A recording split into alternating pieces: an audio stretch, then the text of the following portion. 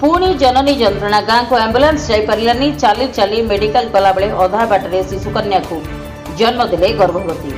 पुणी जननी जंत्रणा गाँ को एम्बुलेंस जापारानी चली चली मेडिकल गला बेले अधा बाटे शिशुकन्या को जन्म देले गर्भवती। रास्ता कादुआ थिबारु एम्बुलेंस जापारा नहीं गाँ मध्यकू अधा बाटे प्रसव हेले प्रसूति। एभली अभावनीय घटना घटी रायगढ़ जिला कल्याण सिंहपुर ब्लॉक सदर चांचोड़ा साहि सुनील प्रास्का स्त्री बनिता प्रास्का आज राति 3:15 समय गर्भ जंत्रणा हेबारु एम्बुलेंस को जोगाजोग करथिले।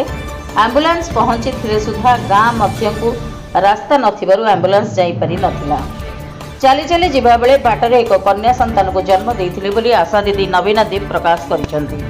वर्तमान मां झियो कल्याण सिंहपुर गोष्ठी स्वास्थ्य केन्द्र में भर्ती करा जायछि। उभय सुस्थ थिबा जणा पड़िछि। चांचोड़ा साहिरु गोष्ठी स्वास्थ्य केन्द्र को जीवा पाई मात्र 3 किलोमीटर।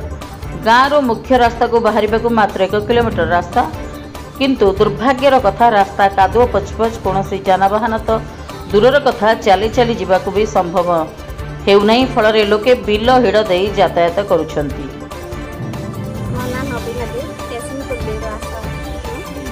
कौन हेतिला मैडम आज वेदना आरंभ है 2टा मत 3:15 मिनट कॉल कले 3:15 मिनट गली गाड़ी राखी 3:20 गाड़ी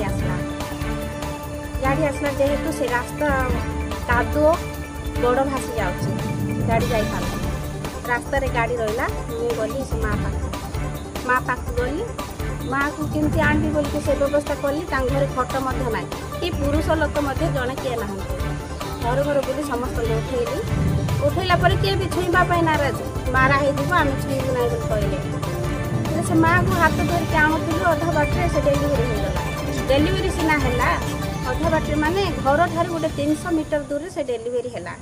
डेलीवरी है सीना प्लासन पड़ला ना प्लासन पड़ला ना केमती करी आणुली से डेलीवरी माने हेबा जगह ठारू गोटे 200 मीटर दूर प्लासन पड़ला ताको सेमती करके आनली।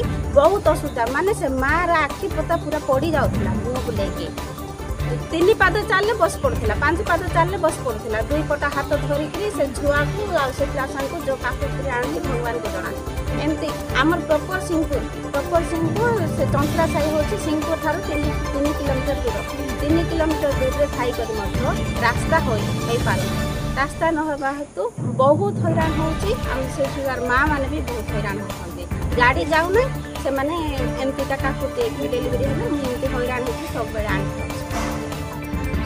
रायगढ़ प्रफुल्ल कुमार बेहरा रिपोर्ट रिपब्लिक ओडिशा साधारण लोक स्वर।